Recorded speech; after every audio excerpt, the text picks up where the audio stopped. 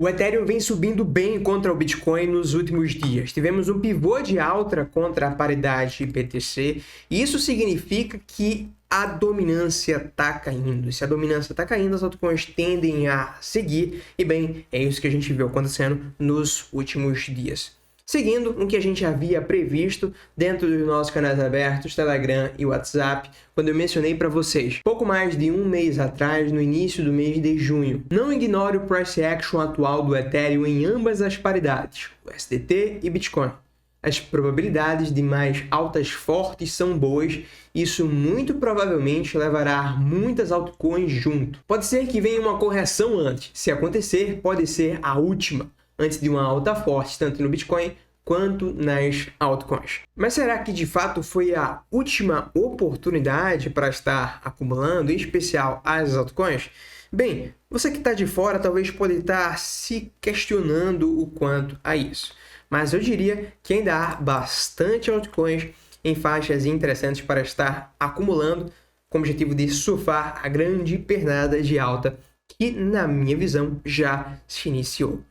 Pensando nisso, hoje pela manhã eu compartilhei aqui no meu Instagram, em especial nos stories, algumas altcoins e seus alvos aqui para ela num prazo maior, que na minha visão ainda estão baratas, pensando na sua assimetria para os seus alvos. Então você pode acessar o meu Instagram através dos links que estão na descrição desse vídeo, também no primeiro comentário fixado, e acessar aqui essas altcoins do destaque para a última que eu compartilhei aqui dessa lista. Beleza? Recado dado. Vamos iniciar aqui mais uma análise no dia de hoje, desta vez da criptomoeda Chainlink. Hoje, além de mencionar aqui o cenário da Link contra o dólar, vamos dar uma passada aqui na paridade BTC. Quero mencionar aqui com vocês a questão da dominância. E, por último, a gente finaliza trazendo uma atualização rápida aqui do cenário do Bitcoin no curto prazo. Beleza? Então, turma, vamos lá para mais uma atualização da Chainlink. Eu quero lembrar para vocês os cenários que a gente vem compartilhando aqui anteriormente de Elliott proativo. Eu vou começar com um cenário mais pessimista. Não podemos descartá-lo de maneira alguma e você vai entender o motivo, tá? Mas vale lembrar que a Chainlink, como eu já mencionei para vocês em acho que todos os vídeos que eu trouxe a Chainlink para cá, ela é uma das minhas maiores posições em carteira. Beleza? O cenário mais pessimista é esse cenário aqui, onde estamos em um movimento corretivo desde o topo de 2021. É um possível ABC corretivo. Bem, se esse for o cenário, a gente precisa ficar muito atento das faixas atuais até os níveis aqui dos 27,5, tá? Com destaque ao nível dos 24 e 27,5, que é uma região de order block aqui no tempo gráfico um pouco maior. Beleza? Então esse cenário aqui, apesar de toda a euforia do mercado, a alta do Ethereum, e eu estar bastante bullish, eu não posso descartá-lo de maneira alguma. Essa faixa que eu mencionei para vocês, esse range, a gente precisa continuar analisando ao longo dos próximos dias e das próximas semanas. A gente não quer ver gatilhos de realização nesses níveis aqui, tá? Não podemos descartar de maneira alguma esse cenário. Agora bora para o próximo cenário aqui da Chainlink. Eu peço a sua atenção aqui em relação aos cenários, pois eu quero que você, se possível, deixe aí nos comentários a sua opinião. Qual desses três cenários que eu estou compartilhando aqui você acredita tem as maiores probabilidades? Esse segundo cenário aqui é um cenário onde a gente vai ter no máximo um alvo nos $36 para este ciclo. Neste cenário aqui a gente está montando uma diagonal expandida, e com base nessa estrutura a gente tem um alvo máximo aí, no máximo até os $36, tá? Por quê? Porque em teoria, com base na estrutura das ondas de Elliott, a onda 3 não pode ser a menor das ondas. Então, se a gente espelhar aqui essa onda 3 para buscar um alvo máximo aqui da próxima quinta onda, temos um alvo máximo na casa dos $36, beleza? Para este ciclo. Eu tô bem balanceado com esse cenário aqui, tá? E isso tem muito a ver com a estrutura da Chainlink contra o Bitcoin. Não é uma estrutura tão atrativa assim. A gente vem em tendência de baixo. E assim, não há sinais fortes de reversão por aqui. Como o Ethereum já começou a performar, isso aqui pode ter sido o fundo da Chainlink, 2.100 satoshi. e a gente mandar um boom muito forte aí posteriormente, tá? Tô torcendo por isso. A propósito, a Chainlink, como eu já disse, é uma das minhas maiores posições. Beleza? Mas a gente não pode fechar os olhos que a Chainlink não tá tão interessante assim contra o Bitcoin, tá? Então, esse é um cenário que eu estou monitorando para quem sabe fazer uma realização com base nele, beleza? Claro, a gente está observando todos esses 3 cenários aqui. A gente precisa sempre estar analisando o ativo dia a dia para entender as informações que vão chegando. Para então a gente tomar eventualmente uma decisão. O terceiro cenário aqui, turma, é o cenário onde a gente está numa onda 3 se iniciando agora. Esse cenário leva a gente para acima dos $100, tá? Onda 1, 2, 3, e aqui a estrutura interna da onda 3, né? Onda 1, 2, 3 se iniciando agora. E também tem a possibilidade de um cenário muito parecido, quase idêntico, que é o que a gente fechou onda 1, mandou onda 2 flat, agora a gente explode na onda 3 para buscar alvos aí acima dos $100. Né? A onda 3, neste cenário aqui, um dos alvos mais comuns para ela é aqui 1.68 de FIBO, que leva a gente para o 116. Então, esses são os 3 cenários que eu estou mais balanceado no momento, são os 3 cenários que eu enxergo aqui com base na teoria das ondas de Elliott. Matheus, qual desses 3 você acha que tem as maiores probabilidades do ativo seguir? Olha, eu acredito que com base nas informações que temos hoje, não dá para bater martelo em nenhum desses 3 cenários. A gente precisa continuar monitorando os 3 de perto. Beleza? Eu não quero ser urso mencionando aqui cenário, mas eu preciso mencioná-lo, pois a Chainlink não está forte aqui contra o Bitcoin. Beleza? Tendência de baixa ainda. Lembrando, podemos estar dentro do fundo, uma vez que o Ethereum está numa alta forte contra o Bitcoin. E a queda na dominância começou aqui muito provavelmente. Beleza? Então, esses são os 3 cenários aqui para a Chainlink. Por enquanto, é tudo saudável, eu mantenho minha exposição. Agora, bora falar da dominância aqui, que tem uma informação importante. A gente mencionou essa informação na live anterior, que aconteceu ontem aqui no canal. Mas a gente precisa trazê-la aqui novamente, que é a questão da análise do ciclo anterior, em especial quando começou a out-season. A gente consegue observar aqui no gráfico da dominância que quando a dominância começou a cair, ela encontrou fundo cerca de 133 dias após o início da queda, né? Dá para arredondar aí para baixo, 4 meses. Então, grave bem esse período, tá?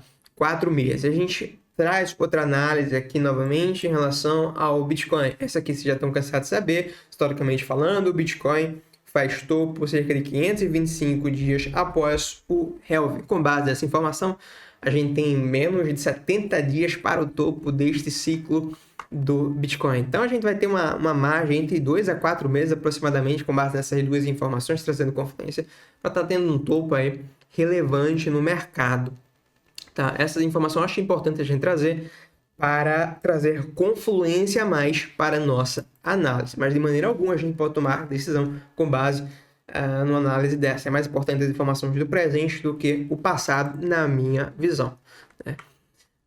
Beleza. Então, uma vez que eu compartilhei aqui os 3 cenários da Chainlink, uma vez que a gente mencionou a análise do passado, agora vamos trazer uma atualização aqui do Bitcoin no curto prazo. Uma rápida pausa que eu preciso compartilhar com você uma novidade da corretora Coinex, o Coinex Vault. O Coinex Vault é uma carteira auto-hospedada projetada para empresas e grandes detentores de criptomoedas. Ela fornece aos clientes soluções de gerenciamento de segurança de cripto em nível empresarial por meio do modelo multi-assinatura mais carteira fria. Para saber mais, acesse aí o link na descrição do vídeo. Bem legal essa funcionalidade para grandes investidores com essa novidade na corretora Coinex. Antes da gente voltar para a análise, vale lembrar que é na Coinex que eu concentro as minhas operações.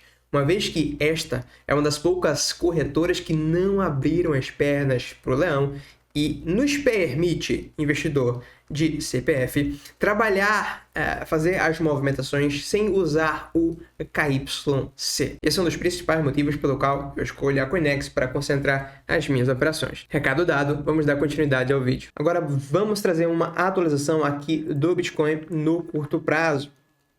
A nossa última atualização do Bitcoin foi lá por volta do dia 15, 14, 16, não lembro bem, mas o Bitcoin estava nessa região, se não me engano. A gente mencionou que não esperava uma correção tão grande do Bitcoin. E um dos motivos foi que havia muitas ordens aqui, a gente estava analisando, abaixo do preço, né? Um dos motivos. E essas ordens se mantiveram por aqui desde lá da nossa última análise, né? Para você que acompanha os nossos canais abertos, Telegram e WhatsApp, a gente compartilhou hoje mais cedo, mostrando aqui a questão das ordens, muitas ordens tanto abaixo do preço, fazendo uma pressão compradora, ao mesmo tempo muitas ordens acima do preço, fazendo uma pressão vendedora, tá? Então a gente está aqui agora com o Bitcoin num padrão aparentemente corretivo, mas talvez um padrão corretivo na horizontal para depois a gente posteriormente voltarmos a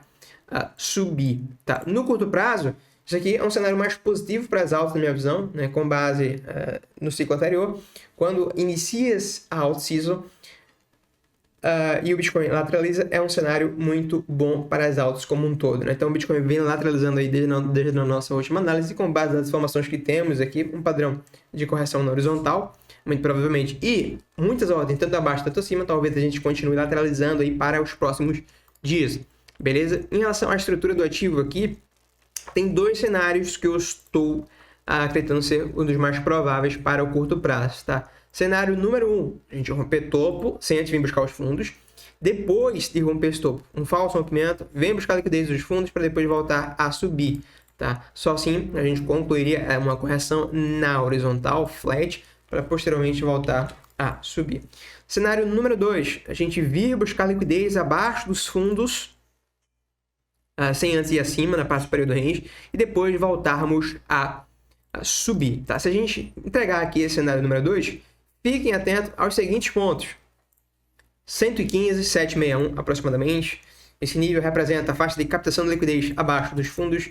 Segundo nível, 113,708, a região de order block, a região que teve muita negociação aqui por volta dos 113 mil dólares. E aqui essa região também é um nível de 100% de expansão desta primeira pernada aqui. É um alvo para uma possível onda C corretiva.